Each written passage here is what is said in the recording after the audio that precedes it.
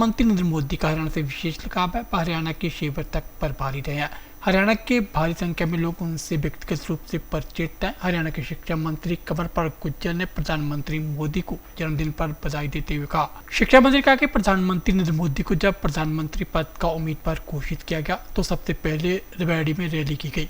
पत्रकारों से बातचीत करते हुए शिक्षा मंत्री कंवरपाल गुर्जर ने आगे क्या कहा, आइए आपको सुनाते हैं। यमुनानगर से विशेष लगाव रहा, तो यमुनानगर की कुछ यादें या क्या ध्यान रहा, इस तरह क्या फायदा हुआ?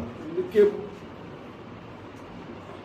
माननीय प्रधानमंत्री जी बहुत ही अलग किस्म के राजनेता हैं, यानी कि हर व्यक्ति का ध्यान रखते हैं। मेरे एक बात याद आ रही याद कि माननीय दर्शन लाल जैन जी की पोती की शादी थी और हम उन्हें लेने के लिए सरसावा गए थे।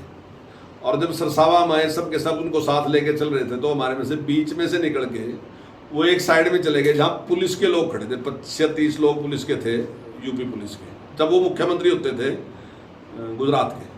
और उनसे जाके उन्होंने कहा कि भाई मैं आपसे माफ़ी चाहता हूँ कि मेरी वजह से आपको परेशानी है, क्योंकि सर्दियों का टाइम था उस टाइम। तो यानी कि इतना बड़ा आदमी इस प्रकार का भाव रखता है, तो ऐसा यानी कि हर आदमी के बारे में वो चिंता करना और उसको सम्मान देना। देखिए, माननीय प्रधानमंत्री जी का कल जन्मदिन है और उनको हार्दिक शुभकामनाएं, और भगवान उनको बहुत अच्छा स्वास्थ्य दे और लंबी आयु दे, ऐसी मेरी कामना है।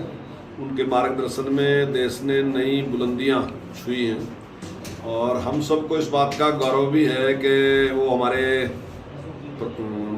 प्रभारी भी रहे हैं। पहले 6 साल तक हरियाणा में उन्होंने घूम घूम के पार्टी को मजबूत करने का काम किया। हरियाणा के बड़ी संख्या में लोग ऐसे हैं जो उनसे व्यक्तिगत रूप से परिचित हैं। दूसरा, हमारे लिए गौरव की बात है कि जब उन्हें प्रधानमंत्री का कैंडिडेट घोषित किया गया तो उसके बाद सबसे पहले जो रैली थी वो उन्होंने हरियाणा में रेवाड़ी में की थी।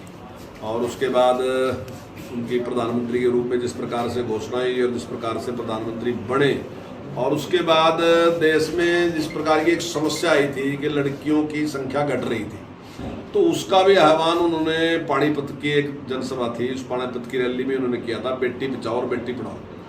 और आज उनके आशीर्वाद से जो सफलता प्राप्त की है, पूरे देश ने सफलता प्राप्त की है और विशेष तौर से हरियाणा ने जो उसमें सफलता प्राप्त की है, तो वो जो पाप था वो बिल्कुल उनके आह्वान से वो समाप्त। और डेवलपमेंट के मामले में, चाहे फिर विकास के मामले में जो उन्होंने बात कही थी कि सबका साथ सबका विकास, सबको साथ लेके चलना, तो उस पर माननीय मुख्यमंत्री जी जिस प्रकार से काम किया है, चाहे डेवलपमेंट की बात है, चाहे नौकरी देने की बात है, तो हमने उनके सपने को साकार करने के लिए पूरा काम किया है।